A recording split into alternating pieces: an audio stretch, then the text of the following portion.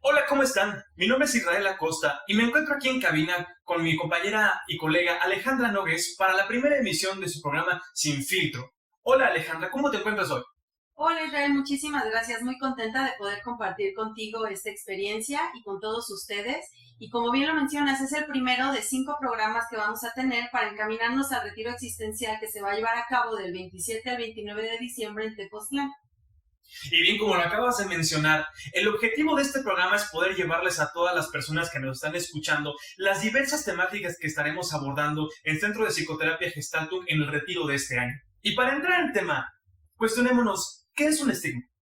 Un estigma lo podemos comprender como una forma en que describimos a alguien, una forma en cómo dejamos una huella o la forma en cómo marcamos una experiencia en particular. El simple hecho de tener un nombre, un apellido, haber nacido con un color de piel o un tono en particular en un sector específico, es ya una forma en que nosotros tenemos un estigma de un nombre. ¿Tú qué entiendes por un estigma, Ale? Sí, me suena mucho esto que dices. Es como una huella, algo que nos persigue, que nos es dado por los demás y que de alguna forma sí repercute en la manera en la que nos vivimos, en la que nos entregamos y claro, todavía más importante, la forma en la que nosotros mismos nos nombramos y nos lo creemos. Y en particular, en el tema de hoy, donde estaremos viendo estos estigmas referente a lo del nombre, fíjate que creo que estaría interesante que hiciéramos esta reflexión junto con todas las personas que nos están escuchando respecto a el nombre que nos pusieron. ¿Qué nos habrán querido decir? ¿Qué nos habrán querido marcar nuestros padres o los abuelos o los tíos involucrados en el nombre que nos colocaron? ¿Para qué nos habrán querido colocar ese estigma?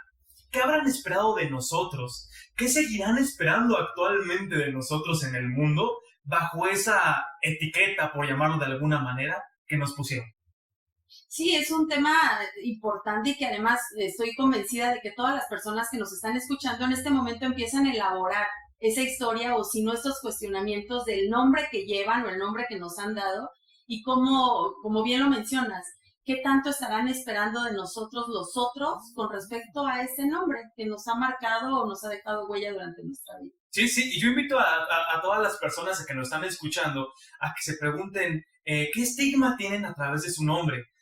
Hay quienes traen el nombre, por ejemplo, de el tatarabuelo de hace 3 generaciones, 4, ¿no? Hay quienes se llaman igualito que su papá, hay quienes se llaman como algún santo, como alguna figura de alguna iglesia, figura religiosa.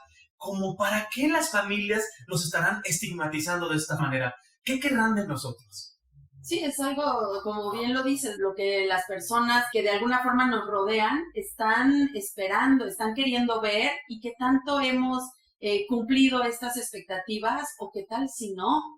Y si no las cumplimos o si llegamos a fallar en lo que la familia o el sistema está esperando de nosotros a través de este estigma, ¿cuáles son las repercusiones, los impactos o incluso a veces hasta castigos, ¿no? Porque pareciera ser que cuando no cumplimos con lo que el mundo espera de nosotros a través de este estigma, somos, como diría Foucault, vigilados y castigados.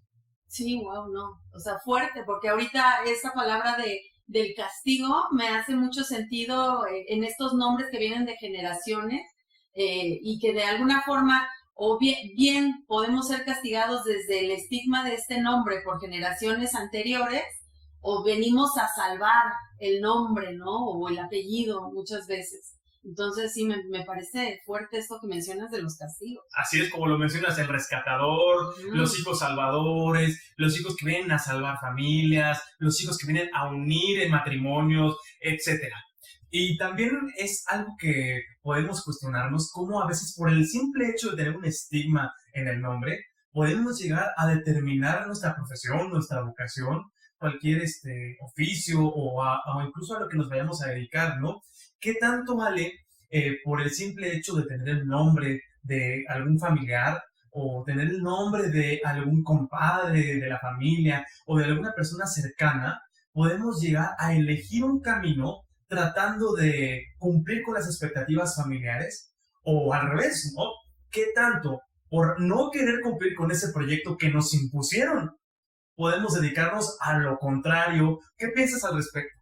Sí, estoy totalmente de acuerdo contigo. Me quedo pensando en esto que dices de las profesiones, como a veces el hecho de elegir, ¿no? Entre comillas, a lo que nos vamos a dedicar, hace que también el otro dé por hecho ciertas cosas, ¿no? A lo mejor alguien te pregunta a qué te dedicas y tú dices, pues soy maestra de kinder, inmediatamente el otro lo relaciona con que, ay, te gustan los niños, o sea, ya dando por hecho que el nombre de ser maestra de kinder tiene que ser a fuerza que sientes amor por todos los niños y las criaturas del mundo, cuando no necesariamente tiene que ser así.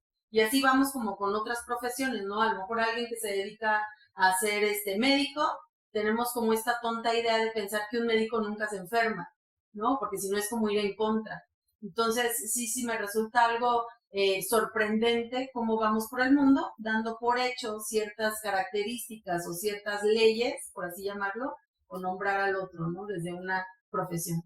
Fíjate, y ahorita que mencionas esto, Ale, me hace inmediatamente un clic en el sentido de nuestro gremio, ¿no? Muchas personas que nos están escuchando, Sí. quizá aquí también se sentirán identificados en el sentido de el estigma de ser psicólogo, ¿no? Totalmente. ¿Qué tanto nos dicen siempre, ¿no? O constantemente el, ¿cómo estás triste si eres psicólogo, Tú ¿no? cúrate, ¿no? Sí, ¿cómo es que te sientes mal si tú eres psicólogo? ¿Cómo estás llorando si eres psicóloga, ¿no? Etc.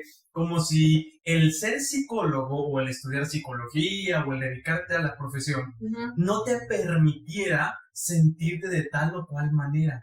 Parece ser que todos tenemos por ahí, como dicen, nuestros estigmas y pues no nos permiten relacionarnos con el mundo. Y el otro también, desde este estigma, nos impide movernos. Sí. Parece ser que no solamente en el nombre, también en la profesión, es una forma en que el otro nos va cosificando. Totalmente.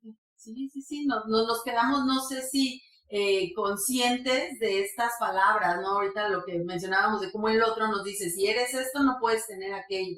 Como si ya estuviera hecho, como si ya estuviera determinado. Fíjate, Ale, y ahorita que hablas de los determinismos, me pongo a reflexionar acerca de cómo también esta forma en que totalizamos nos hace también o impacta también en el punto o en el gremio laboral, ¿no? Porque parece ser que incluso, por ejemplo, uno como mexicano, como ciudadano mexicano, puede llegar a pedir trabajo o puede estar buscando trabajo en cualquier empresa, en la ciudad, en alguna afuera, y pareciera ser que se le dificultase más por el simple hecho de haber nacido aquí. Pero si uno llega siendo un extranjero, si uno llega siendo una persona, como se dice, de fuera, parece ser que hay como una cierta preferencia por el simple hecho de tener este otro estigma del nombre. Hay un estigma, parecer, de ser mexicano, eres vale madre, vas a botar las cosas, vas a ser mal hecho, estás mal preparado, y como este otro estigma de que el extranjero es mejor por el simple hecho de ser güerito, por el simple hecho de estar más alto o lo que sea, es mejor, pero pareciera ser que hay como si una cultura ya instaurada para la cual ya vemos estos nombres estigmatizados. Igual hasta por el simple hecho de escuchar un apellido diferente, un nombre diferente, ya damos por hecho o nombramos que el otro tiene más habilidades que el nacional, ¿no? Si estamos hablando de esta parte. Y también entra esta parte de la imagen, de lo que creemos, ¿no? ¿Cuántas veces nos hemos cuestionado a alguien que nos van a presentar que es a lo mejor el director general de una empresa y ching, o sea, de repente a lo mejor sale alguien muy chaparrito, gordito, morenito, etcétera, y no nos lo creemos. Ya en el constructo tenemos de que ese tipo no puede ser el que va a estar a la cabeza de una empresa y que además es exitoso y que además es millonario, ¿no? Y lo vemos bajar a lo mejor de un carro último modelo con una chica muy guapa, alta, totalmente atractiva, y entonces empezamos nuevamente con esta idea de que qué habrá pasado ahí, o sea, no es normal de acuerdo a lo que estamos viendo o a lo que estamos acostumbrados, y ya damos por hecho y volvemos como a totalizar la idea de esto que venimos platicando del nombre. Sí, ahorita me pones a pensar al respecto en el sentido de cómo también hay estigmas del nombre en la construcción de la pareja. ¿Sí? ¿Cómo deben de ser si ella está con un chavo gordito, si ella está con un chavo chaparrito y predito, es por lana, ¿sí? Ahí hay un estigma que inmediatamente se coloca, ¿sí? Y pareciera ser que no se permitiera socialmente ese tipo de relaciones, ¿no? Inmediatamente se arroja ahí una marca, una huella, que impide que nos relacionemos. Así es, Israel. Me quedo ahorita pensando con este ejemplo que pones de la pareja, donde damos por hecho también en la actualidad que entonces pareja es hombre-mujer.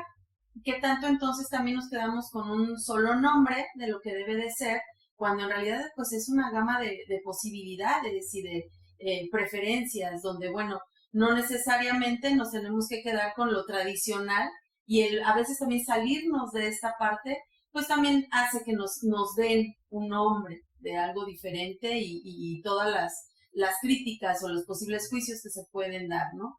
Cuando, bueno, ya en la actualidad sabemos que aunque haya mucha apertura a la diversidad, pues siempre quedan estos juicios elaborados por el otro. Sí, y sin la necesidad incluso de tener una preferencia sexual distinta a la establecida. El estigma de ser mujer en México, el estigma de ser hombre en México, todo lo que implica bajo nuestros códigos machistas vivir en este país, ¿no?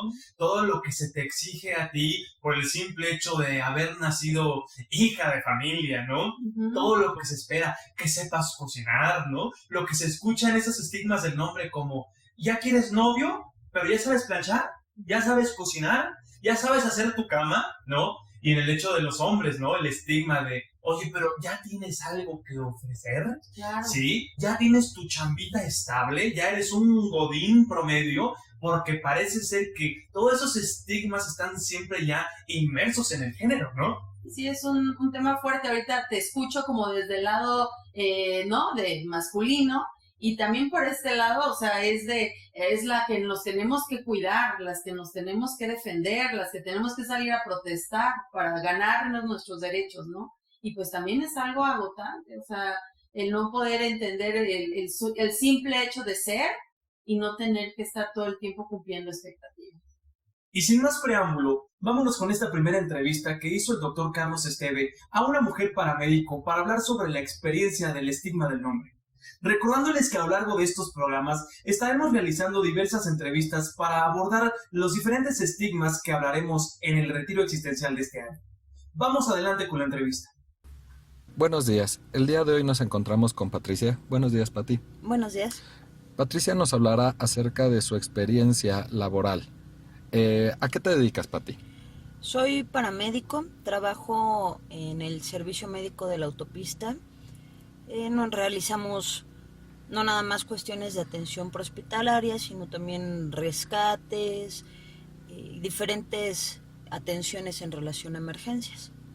¿Cómo te vives tú siendo paramédico?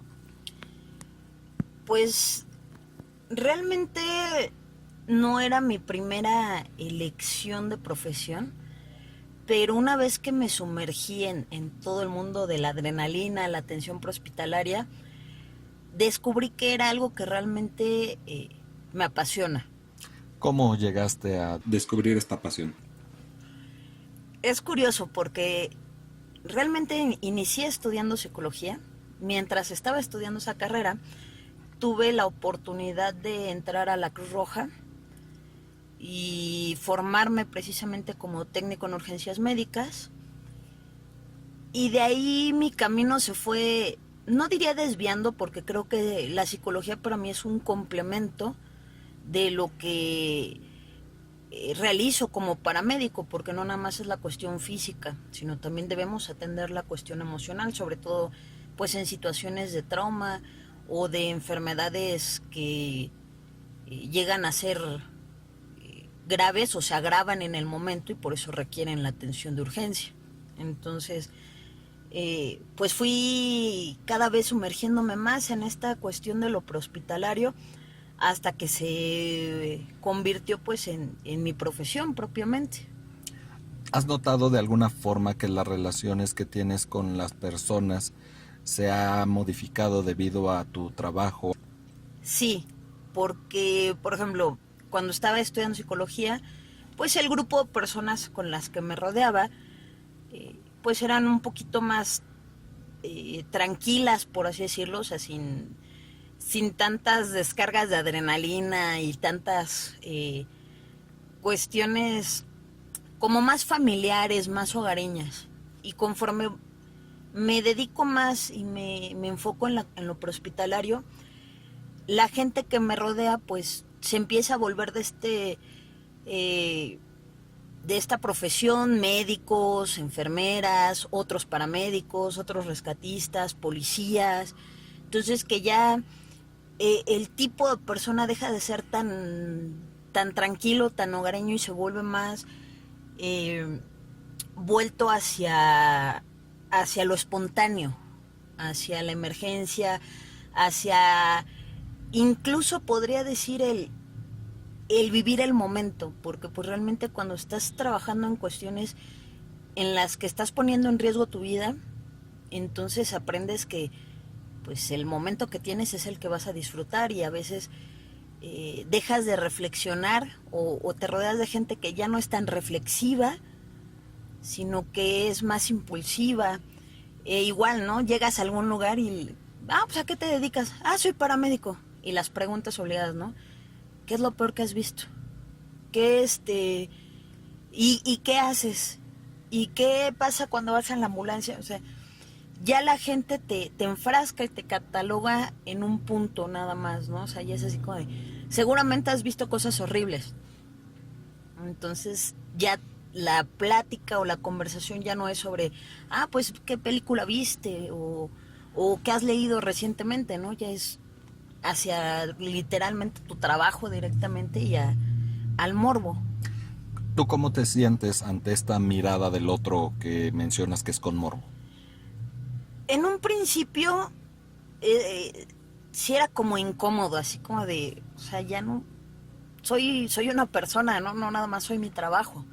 Entonces, pero no sé si es de sensibilización o ya lo cotidiano, que te hace ya decir, bueno, ya sé que me van a preguntar, ¿no? Y entonces también a veces hasta evitas decir, ¿sabes qué? Pues me dedico a esto, ¿no? A veces sí es así de, pues qué padre, ¿no? Y hay veces que la misma gente, dependiendo el enfoque que le dé, es como te vas sintiendo y como te vas generando, ¿no? Pero sí llega a ser a veces incómodo porque siempre es la misma pregunta. ¿Y cómo te das cuenta de este enfoque? Porque cuando realmente la gente se interesa en saber cuál es tu experiencia de vida y cómo te ves tú como persona en tu profesión, la manera de preguntarte es distinta porque es, oye, ¿y qué has vivido? O cómo te has sentido con las experiencias. Se enfocan a ti como persona. Y cuando es más con morbo, cuéntame qué es lo más feo que has visto. O sea, ya se van a la situación, ya no a tu persona. Entonces, ya ahí hasta el tono, incluso hasta la postura de la gente cambia cuando le dices, no, pues es que soy paramédico. ¿Y qué es lo más feo que has visto, no? Cuando, ¿y qué has experimentado? Se nota mucho cuando realmente quieren saber de ti o nada más es el morbo de lo que haces. Y cuando te das cuenta que las personas preguntan desde el morbo, ¿cómo decides relacionarte con ellos? Pues en general, en lugar de platicar situaciones que normalmente la gente con morbo espera, sí, me tocó un accidente así asado, ¿no? Y que les describas, pues te vas a una situación en general, ¿no? Por lo regular les digo, pues accidentes donde se ven involucrados niños o situaciones donde se ven involucrados niños, pues son las más difíciles, sin entrar a detalle para no acrecentar también ese morbo, porque si les empiezas a platicar una situación en particular, como no están interesados en ti y en tu experiencia, sino en el morbo como periódico amarillista, entonces pues tratas de no alentarlos, ¿no? Con algo general y así como que incluso hasta el tono de voz que uno llega a usar así como muy genérico para eliminar cualquier otra pregunta que pudieran hacer. ¿Cómo precisamente tú te vives estando en estas situaciones donde ves a lo mejor a un niño en un accidente, a un adulto en un accidente, donde supongo estás en contacto con la sangre? ¿Qué pasa contigo en esos momentos? Yo creo que tuve la fortuna de tanto haber empezado la cuestión de psicología que me ayudó a entenderme a mí, cómo el tener instructores que realmente te decían, a ver, si tú te pones o tú te empiezas a preocupar de, ay, pobrecito, o cómo, ay, qué situación más fea, le estás quitando tiempo de vida a esa persona. Entonces realmente creo que algo que aprendes a hacer es como aislarte en el momento, enfocarte en la situación, en lo que estás viendo, en lo que necesita la persona, en la seguridad de tu escena, en la experiencia como tal y lo que tienes que hacer para después, ya que terminaste, darle cabida a ese, híjole, qué situación más fea, o esto me movió. Y bueno, al menos yo tengo la posibilidad de hacer eso, e incluso con algunos compañeros lo trabajamos, pero digo, no siempre o no todos los que trabajamos en las cuestiones de emergencia, pues a veces tienen esa posibilidad de discernir. Pero yo en lo personal sí procuro, como me enseñaron mis instructores, o sea, enfócate en lo que está pasando en tu cinemática de trauma, en todas las situaciones, en qué lesiones tienes, si está grave, si no. Sí piensas en la edad de la persona, género, pero por cuestiones de que qué le tienes que hacer según la persona que tienes enfrente. Y ya después que termina todo, pues sí, ya ver en mí y en general qué situación se da, cómo me siento, etcétera. ¿Qué mensaje te gustaría darle a las personas que están escuchando este audio? Bueno, primero pues como paramédico, que de verdad muchas veces no pensamos en nuestra seguridad, incluso hasta en los comerciales que te dicen, no, ponte el cinturón y demás, y a veces pensamos que nada nos va a pasar, que tenemos la vida comprada. Y si algo me consta en todos estos años que tengo de experiencia en lo prehospitalario, es que en un parpadeo la vida se te puede ir. Entonces piensa en tu seguridad, piensa en ti, en tu familia, en tu gente, cuídate y sobre todo también disfruta el momento, disfruta lo que estás haciendo sin preocuparte tanto en el más allá, porque a lo mejor ese momento, ese día, esa hora no llega. ¿Hay algo más que te gustaría añadir para esta entrevista? Pues nada más agradecerte la oportunidad de expresar esta parte, de dar un poquito más a conocer a la gente, pues que no nada más somos una profesión, sino también somos personas, también tenemos ciertas necesidades, también dormimos, comemos, o sea, que también no se nos enfoque como a todo profesionista, médico, policía, en la profesión, sino se acuerden que más allá de eso, pues también somos personas. De nuevo, muchas gracias, Pati. Un gusto, hasta luego. Pues bueno, Israel, me quedo muy impactada con esto que nos platica Patricia en la entrevista y me quedo pensando cómo desde este nombre, ¿no? De ser paramédico, ella menciona que ha llegado a tener como un tipo, pongo yo la palabra de código, para saber cuando la gente realmente se le acerca con un interés auténtico, de saber ella cómo está, cómo recibe pues todas estas situaciones de accidentes o de apoyo para las personas, y cuando de alguna forma utiliza este código para darse cuenta cuando la gente se acerca a ella solamente por el morbo, por saber qué ha sido lo más feo, lo más desgarrador que ha visto, y que de alguna forma ha llegado a desensibilizarse, ¿no? Cuando a lo mejor al principio era apasionante o era emocionante o era más entregada a la forma con las personas, el platicarles, ahora ella ha tenido como de alguna forma estar más atenta, más, sí, atenta al otro para saber cuándo sí y cuándo no contestar desde su experiencia. No, ahorita me haces mucho reflexionar, Ale, con esto que mencionas, referente a la etiqueta de muchos psicólogos, ¿no? Me acuerdo mucho uno de mis grandes maestros en la licenciatura, que él decía que él disfrutaba mucho charlar con amigos, porque decía que la gente se le acercaba casi siempre buscando consultoría, casi siempre buscando resolver un problema o que él le dijera por dónde tenía que llevar su vida. Decía, pero yo casi ya no tengo amigos, tengo consultantes, pero ellos no se dan cuenta que se me acercan con esa óptica, vaya, con esa intención.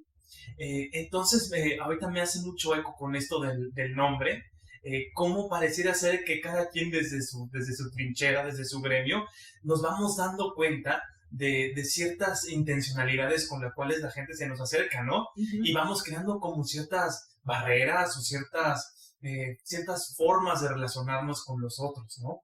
A través del nombre. Sí, sí, sí. Y esa reflexión que haces y con la información que nos regala Patricia en esta entrevista, pues es para que nos pongamos en el lugar, o sea, que tanto nosotros también nos abrimos o nos cerramos ante los otros por esas ideas o por esos estigmas que tienen de lo que nos dedicamos, lo que hacemos, lo que elegimos o lo que no. Y a lo mejor puede ser que nos estemos perdiendo de esa sensibilidad de estar con el otro por estas barreras, ¿no? Sí, o la otra parte, que tanto el otro no nos ve por ver solamente nuestro nombre, ¿no? Soy el doctor, soy el maestro, soy el paramédico, pero me dejan de ver a mí como persona, como Pati lo menciona, ¿no? Sí, sí, sí, interesante. Y bueno, uno de los puntos cruciales para mí también, sumado al otro, es lo que Pati menciona al final, ¿no? Muchas veces pensamos que vamos a regresar con vida, muchas veces pensamos que tenemos tiempo. Y bueno, una de las premisas existenciales es que no hay nada cierto, no tenemos más que la inquietud como una base, ¿no? Lo único que tenemos que seguro es el cambio, la muerte, la finitud. ¿Cuántas veces nos salimos de nuestra casa con el nombre, con el estigma que queramos y pensamos que tenemos una vida hecha y en cualquier momento se puede derrumbar? Sí, sí, es una, me parece importante reflexión, ¿no? Que nos quedemos con esta parte y que nos invita a Patricia desde su experiencia el cuestionarnos si hoy al momento de salir de casa vamos a regresar. Esperemos todas estas reflexiones y este diálogo les haya servido, les haya interesado y les recordamos que estaremos subiendo un podcast mensual para que ustedes puedan seguir informándose sobre todo lo que estaremos abordando en el retiro existencial de este año del Centro de Psicoterapia Gestalt. Sí, así es, Israel. Muchísimas gracias a todos, como bien lo dices, por escucharnos, por seguirnos y los invitamos a que también aquí dejen sus comentarios para poder informarlos sobre dudas o inscripciones para este retiro que, como ya les dijimos, se llevará a cabo en Tepoztlán del 27 al 29 de diciembre. Muchas gracias, Israel. Gracias por escucharnos. Hasta pronto. Bye.